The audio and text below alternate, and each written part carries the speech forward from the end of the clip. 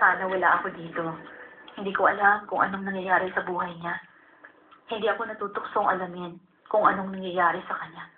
Lahat ng nangyayari sa kanya at kung anong buhay meron siya dahil kilala ko siya. Good morning! Hello, good morning, girls. Oy, silang babae, anong oras ka na ba nandito, ha? Kani-kanina lang, marami kasi akong gagawin. O hindi nakatulog. Ay, utang na loob, girl. Girls, ano sinabi ko sa inyo kanina, ha? Teka, Inisita, bakit nandito ka? Hindi ba dapat nagbabakasyon ka ngayon? Oo nga! Ay, ano bang bakit ang sinasabi mo dyan? Hindi ko alam yun. Hindi, ayoko sumama dun. Sa Disyembre na lang, Betty. Dahil gusto kong bisitahin ang mga anak ko at ang apo ko. Sandali lang, girls. Anong nangyari sa hairstyle niyo at sa bago niyong damit, ha? Ay,